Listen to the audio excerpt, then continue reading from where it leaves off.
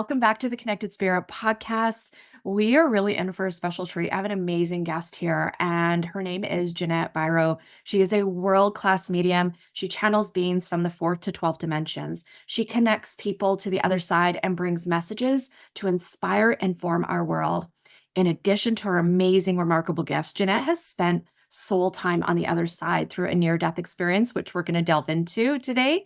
That's really allowed her to see and understand how our life blueprint and soul's journey work. And prior to a career using her spiritual gifts, Ginnette pursued science, receiving a Bachelor of Kinesiology and a Diploma of Sports Medicine, and practiced as a kinesiologist. She is also a talented singer and musician.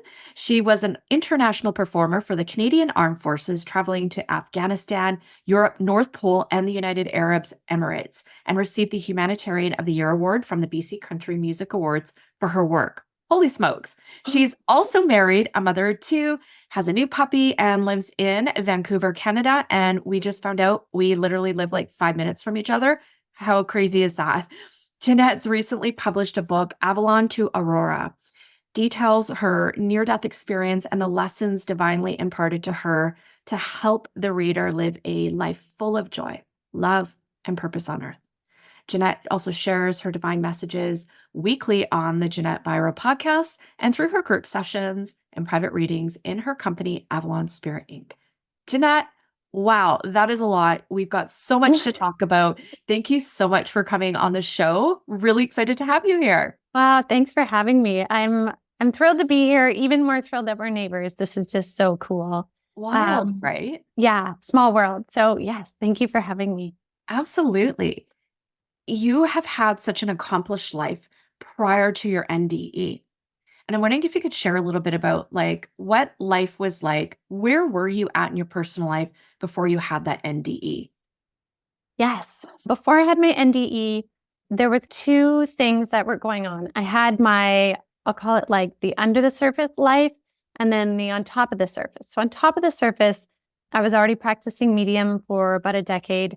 So I was very comfortable in my connections with spirit and the other side and like life after death and knowing we carry on and all of that. I had felt like I was really narrowing in on my life journey and what it was about. And I really identified with the title of being a medium. And that's what I do. And that's who I am. And it was really a transition after leaving the world of singing, because for so long, that's how I identified myself also, right? So that was happening. Life was going on. I was a mom. I had young kids. But on the inside, like my internal world, I was fading away. And I couldn't understand the two complete oppositions. Like, why is in one sense my life is thriving in many ways, but yet I'm losing life force? Like, if I have these abilities or this, I've had a journey up until now, like, why am I not more solid in my energy? And so it was a big struggle internally to try and understand why the more that I did, the more depleted I was, even though I felt I was living in purpose and in alignment and all of that. And so it was quite a struggle. But I think one of the best gifts that struggle taught me was surrendering into the simplicities of the moment. And I remember when it really struck me, like the value of being so depleted. It got to a point that basically I had a hard time leaving my bed. And the full reason was for my surgery was because I was hemorrhaging really severely every month. And I know a lot of women can understand that journey. Yeah. And yeah, right. And I was so weakened and my heart was so weakened at that point that I couldn't get out of bed for very long. And to walk from my bed to where the bathroom was, maybe 5 steps, like my heart rate would feel like it was about to explode and I was going to pass out. And so I was still trying to maintain my calls and stuff, but I would do it from laying down in bed and I'd be out of breath just from talking. And I remember this moment where I was like, what is the point of this? Like, what am I learning in this lesson? I've done soul healing and womb healing and like, what else could there possibly be? And it was this awareness of the value of surrender and gratitude, even in the depths of something. And in that moment, I had such a visceral appreciation of the warmth of my bed, the comfort of my sheets, the loving nature of my family, that I am lucky enough to be in such a dire position, but in such a place of comfort. How amazing is that? And it was this moment of like absolute bounty. I remember in that moment, I felt like the richest person because of the comforts that I had, which was totally different from that morning. I was like, I don't know how I can do this. I don't think I can function and all of this. And so it taught me surrender and gratitude in anything. And it really, that lesson there of that, what I didn't realize at the time was a choice of how I wanted to think. To me, it happened, but it led into experiences during my NDE of recognizing the value of conscious choice in any moment. That is such a powerful lesson. And even just that in itself can transform people's lives without even having an NDE. Wow, that's incredible. So, where does the NDE line up after you've really had this kind of epiphany of like gratitude and surrender? So at that point, it was still, I think, maybe a month or so before my surgery. And I've always been someone who's willing to push through something. I almost like the challenge of like, how hard can I push to make this happen, right? Like I am the person who will carry all the groceries in on one arm, if possible, right? To avoid 2 trips. Anyways, we ended up still going on this camping trip with friends of ours on the island. And I mean, everybody knew I wasn't well. And so they knew like, I'll do what I can. I'll probably nap a lot. And I don't think I'll be moving very far. There was this one point on the trip where I went to have a nap. Everybody went for a walk or went down to the beach or something. I fell asleep in our tent. And then this massive gust of wind came blaring through the tent. And we were like completely covered by trees where we were. Like it wasn't windy where we were. And the energy of spirit woke me up and they said, what was to be Avalon is now Aurora. And I'm like, okay. And they said, you need to remember that. What was to be Avalon is now Aurora. I'm like, what does that mean? They're like, just remember the phrase. And they repeated it several times. I was like, okay, I got it. And they're like, you must remember. And so then I fell asleep again. And a couple of days later, I started to understand that there was a plan that was going to happen, but it was changing. And that's all I like fully understood at the time. And then after my surgery and after the NDE, the clarity of it was that what was going to be a true exit potential for me, because that's what they referred to Avalon as like the other side has so many names and stuff. Yeah. And they will often choose terms that I don't usually use so that I know the validity of what's coming through. Yeah. And so I knew that Avalon was referenced to the other side. So what was going to be me going to Avalon, crossing over, was now going to be changing. And they use the Aurora because auroras often symbolize these changes happening on the planet, energetic shifts and changes, right? And we get to witness that in the night sky. And so it was this beautiful reference of what was about to happen, which was this potential for a choice point. And that was really significant for me because little did I know that was that like gateway into what was going to be one of the most exquisite experiences of my life. Exquisite. In what way? Do tell. Oh my gosh. So with my near-death experience, just trying to think of where I start. I remember when I was being wheeled in to the OR, I've had surgery before. And so I'm not usually like excited for surgery. But this one, I was excited. And I literally felt like a kid when when you're a kid and you're waiting to go down the water slide and you're waiting for the lifeguard to give you the go ahead. That is what I felt like. And I felt like I couldn't wait. And I figured I would have some sort of astral travel or out of body experience of some kind. I didn't expect what I would have happen. So I remember they wheeled me in, they got me all ready. They had music playing in the OR. And then they brought the anesthesiologist over to put me under. And I remember he was like, are you ready to go? And I'm like, yep. And I was excited. And so they put me under. And then I remember everything closing off. And I always try to like fight it when they put me under to just see like, how long can I stay awake for? It's like 2 seconds. And then I instantly found myself my literal feet on the grass on the other side. And what was so interesting is, and again, I know every medium works a little bit differently, but when I'm in mediumship sessions and I'm reading for somebody, spirit can show me all kinds of things of where they are, what they're doing, what it looks like. but it's always as if I'm watching it on a screen or out a window or something. There's always a slight separation. Whereas this one was not separation. This was literally there, feet on the ground, and I had bare feet and I could feel the grass under my feet. And the grass was the most beautiful green that I've ever seen. And as I was walking on the grass, I remember I could zoom in to the details on the grass just by wanting to, right? Like I could see the unique details of the grass and then zoom out, and I kept walking. And I remember that as I was kind of walking up this hill, the sky was like the most beautiful blue I've ever seen, like that summer sky blue that is just joy. And I happened upon this kind of like summer picnic barbecue. And what's funny is if I would have picked my own entry to the other side or welcoming party, I would have thought it would have been on a beach because I'm such a beach girl. I would have picked a tropical beach. But I ended up at this beautiful summer barbecue, which was just pure joy. And there was picnic tables and there was tons of people that I knew from this lifetime, but also lifetimes before.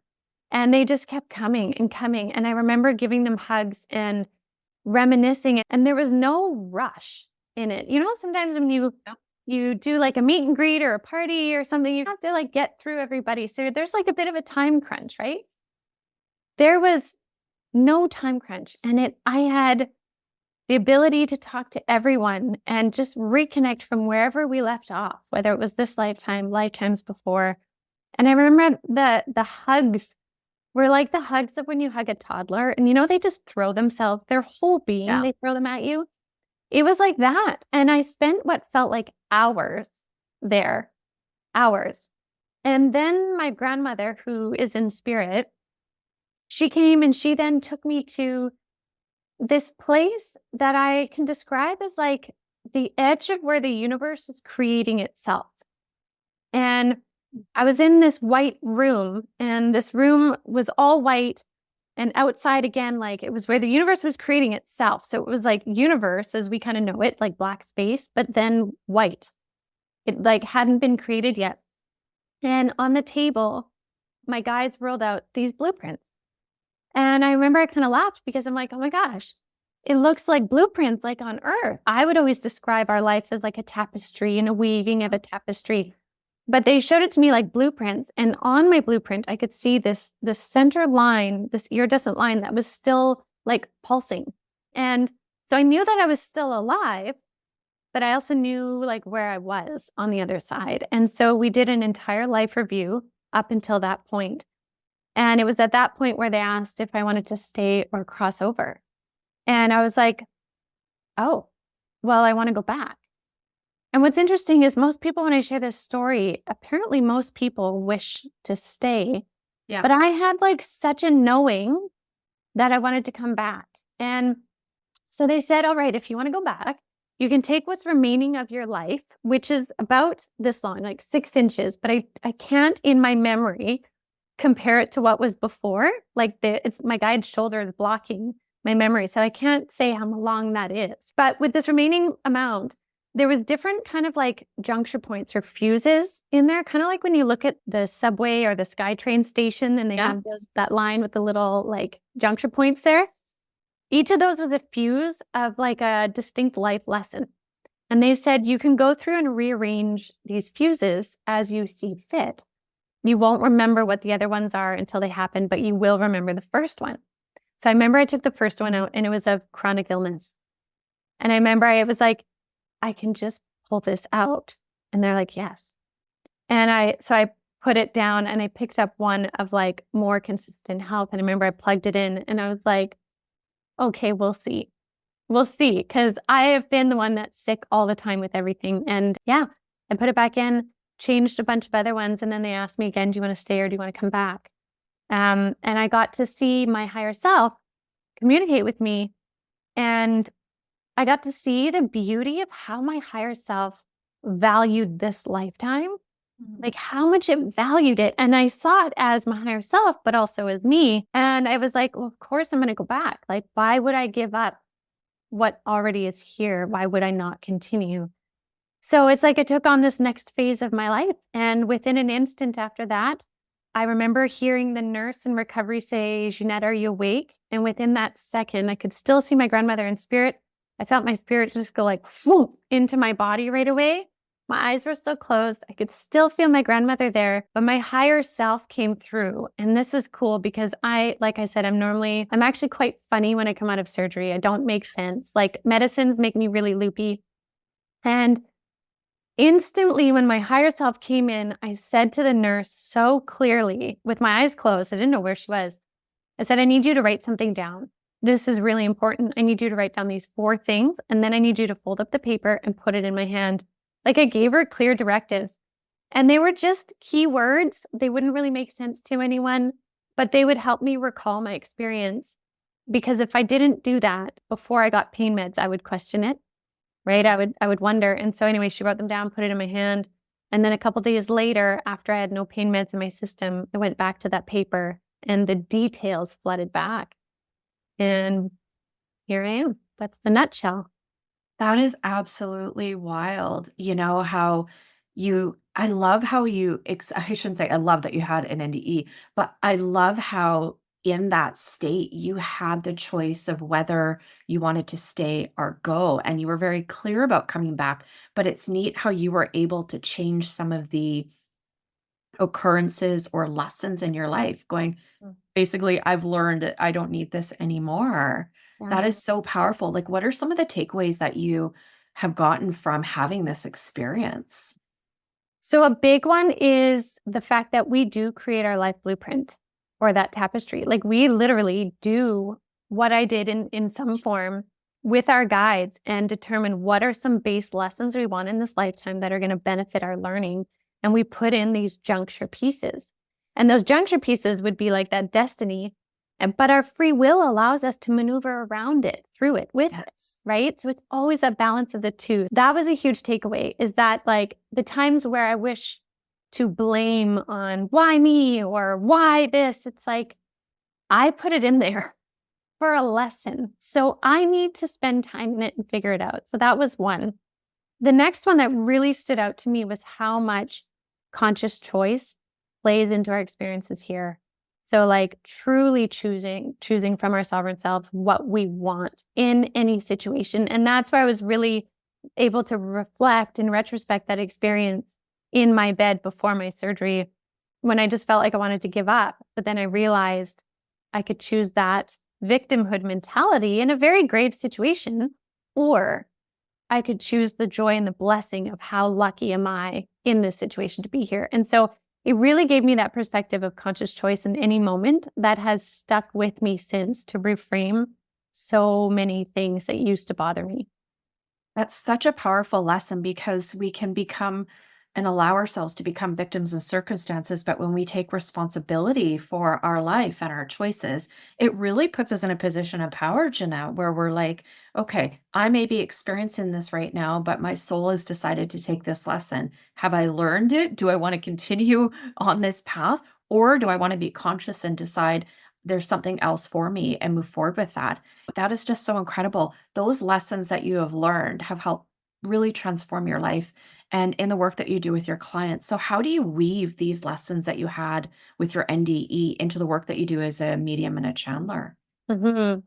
So for me, like I said, I was already a working medium before, so I was quite comfortable in that role. Definitely don't know it all. That's not what I'm meaning in that, but I just felt the comfort in what I was doing. After my NDE, it really ramped up my connections to not only just connecting to past loved ones or spirit guides, but now connecting on a different level, a galactic level of either universal consciousness, different beings in different dimensions. And then also that brought through channeling the 3 guides of the light that I tend to channel. It's almost like it upped my frequency Yeah. to be able to connect in much bigger ways. And I think also the experience really blasted through any limitations in my mind. And I mean, there still are some that I still have to move through as I grow and Mhm. evolve, but it helped to really open up a lot of space to think much more openly. And so that's allowed me to bring through a wide variety of messages, concepts, and understanding to people that I read for, but also in the stuff that I share in the offerings that I do, the way that I've found Spirit now explains stuff to me is it even sometimes blows me away because yes, I'm the medium in which it is coming through, but the information and the way they explain things in terms that make a lot of sense, I find absolutely beautiful. And I love being a part of it because they take concepts that are maybe more challenging and break them down into really like palatable pieces so we can all learn and grow. And so to be a part of that now is just the coolest experience. Absolutely. And what a honor it is to be able to be that vessel and that channel for these other beings. Now, I want to ask you, how has your work what does your work look like when you're working with galactics? So for those listeners, this is kind of like a more trendier term or phrase in spiritual community, though people have been channeling and working with these beings for eons of time. If you could explain a little bit to the listeners what are galactical beings and their mission and how you and they work together to Yeah. help uplift the consciousness of humanity. Sure. So that I will try and cold note that too, because Okay. it's so vast. So when I first started out with mediumship, I really was in the field of focus of there's just like spirit guides, angels, and deceased loved ones. And it wasn't until I had some guides, and this was long before my NDE, that came forward that were of a galactic nature. And they came forward first cloaked. And I was like, I was probably a little bit cocky at the time, being like, oh, show me who you are. And they're like, no, you're not ready to see that. We would like to build a relationship with you first because it will be jarring. And I was like, no, come on, you can show me. And they're like, no, we cannot. And so I started to work with them for a long while. And then I remember finally they showed me who they were, and they were not human. And I remember even after trusting them very much, so they were kind and loving and so intelligent and all this, I was so jarred by it that I was like, I quit. You just ruined it for me. Like I went into all of the victim fear mode because it didn't fit my reality at the time. And so I put it on the shelf for a couple of years. But what I've learned over time, and now, I mean, I'm very close to them, is to think that we are the only inhabited planet in all of the galaxies, the bazillions of galaxies that there are that contain millions of planets in them. To think we're the only inhabited one, to me, seems a little bit narrow-minded, right? Agreed. So there must be more out there. That's where I started my thinking, right? There must be more, probability-wise. That being said, there are so many different races of beings that are in fact a part of our spirit guides and councils that don't always show themselves in their natural form. They may come through as an orb, as a general outline, as a frequency, because there are so many beings involved in the ascension of humanity, and there's so much value in it. And so they're starting to make themselves more known now, but many of them are already our spirit guides. Yeah. In different ways, right? And whether they are embodied themselves on another planet, they're able to project their consciousness to us, just like we can astral travel to other places, right? And I find that this is coming into more common knowledge more and more now, especially the last couple of years, because we're moving into a level of where the world is moving into not just a global consciousness, but now we're going to be moving into like a galactic level consciousness where we realize we are a part of so much more and we can create those connections now. So, I mean, I do remember being in that position where it was totally overwhelming to think it. But now at this point, it's quite a common occurrence for people to have these guides. Or in some cases, some people are what is called starseeds themselves, which, to try not and go down too far of a tangent, there are many people on the planet right now that struggle with being here because they don't feel they fit in. And in many cases, they are people that have been coming from having most of their soul lives on a different star system, different planet, coming here at this time to help with the awakening of humanity, help with the frequencies, just by being them. And they're struggling, right? Trying to fit into the confines of human consciousness and all of that. So I think we're really breaking down limitations and barriers in recognizing deeper soul truths and how it connects to galactics. Absolutely. And For myself, to be honest, in my early days of mediumship development, where I was even at the point of acceptance, yeah, all of these experiences I've had since I was a child, an infant, that I actually recall, which is funny because I can't recall, half the stuff I did a couple days ago, but weird. Yeah. You have these like profound moments. But it was this acceptance of, okay, well, there's people with bodies and there's people with no bodies. That was my little world. That was it. I got okay with that. And then I started over the last maybe 5 or 6 years having some really wild, profound experiences that are still ongoing, and I'm gonna be honest, I'm not entirely comfortable with it yet. So when you're talking about there's a bit of fear, anxiety, I go, "Oh, girl, you are so far ahead than me," because it's like this. I don't know how to explain it, but it's like, how do you wrap your consciousness around this? Mhm. And so I'm very much aware that there are beings from other planets that are in dimensions, galaxies. I mean, I think our human mind is so limited in its understanding. And this is where these beings come to really elevate our awareness of all realities, not just this 3D, Mhm. because it's so limited. Mhm. And some of the information and the healing that they've offered has been so transcending. It's Yeah. incredible. And so for listeners that are hearing this, it's not woo. It really is a reality, Yeah. you know? Yeah. And all I can say is I don't have all of the answers, and this is where I love having guests like Ginnette on the show that are sharing these experiences, their views and their point of view and thoughts on it, because we really need to embody this reality that it's not just us. Mhm. If you want to be a conscious spiritual being, you have to really tap in and have an awareness of all of the realities that exist, not just the one that you are comfortable with. Yeah.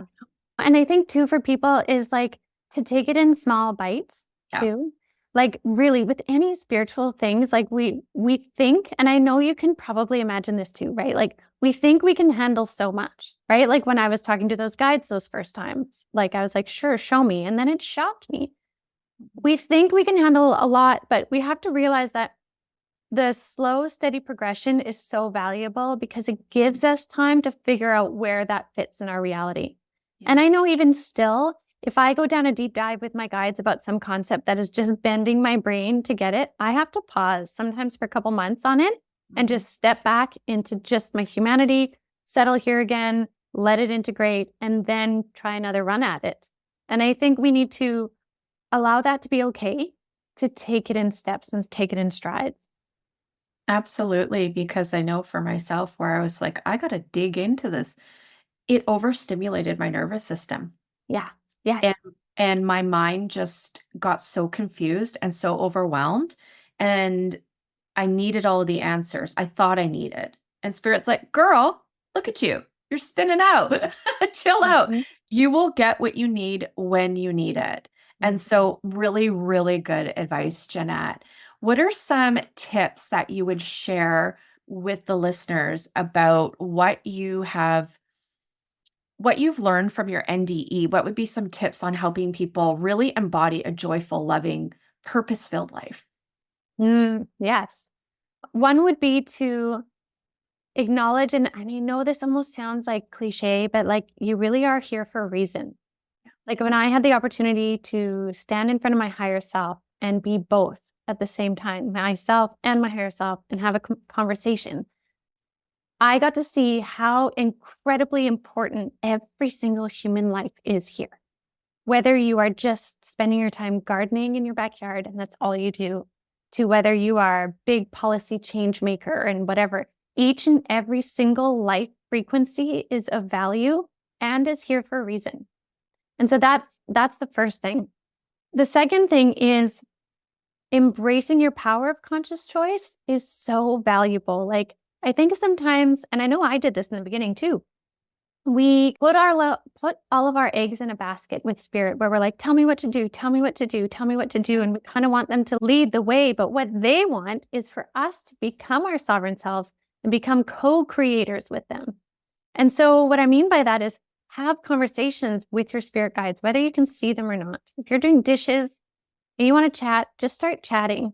and they are listening, right? Like Yeah. they're listening and they want to hear what you have to say. They want your human intel of what's working, what's not working. And so if you give yourself permission to be that equal co-creator in your life, spirit can work with you in such a bigger way. So I think that's another really big piece. Absolutely. Oh my goodness. So when you said the dishes, honey, I have some of the best combos I with know, right? spirit when I'm unloading and reloading the dishwasher, Yeah. scrubbing a pot. It's so true. We don't have to overcomplicate this connection with the other side. They're always there. Vacuum my mom, it's so interesting because she's a Christian and that's okay. And she hears from God, which, could be God, it could be consciousness, could be a guide, whatever. But she gets the best downloads. I swear she does.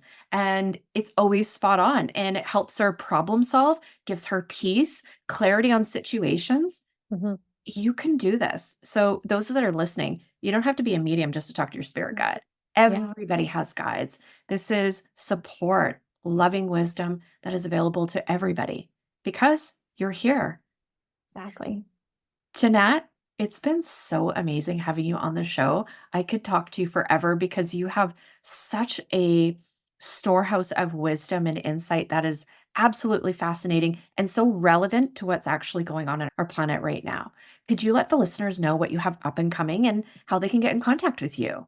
Yeah, absolutely. I do put out a weekly podcast, the Ginnette Biro podcast, so they can find out insights and info there, as well as my YouTube channel, which is Ginnette Biro Medium. There's lots of videos, tons of information there as well. And then for any course offerings and things, my book and all that kind of stuff, if they want to learn deeper or work with me, they can check me out at avalonspirit.com. That's the main hub for all of it. So Amazing. So, everybody listening to the show, you can find all of that information in the show notes. Jeanette, it's been so wonderful to have you on the show. You were just such an inspiration and a light, and I really appreciate your time. thank you so much for having me. This is great.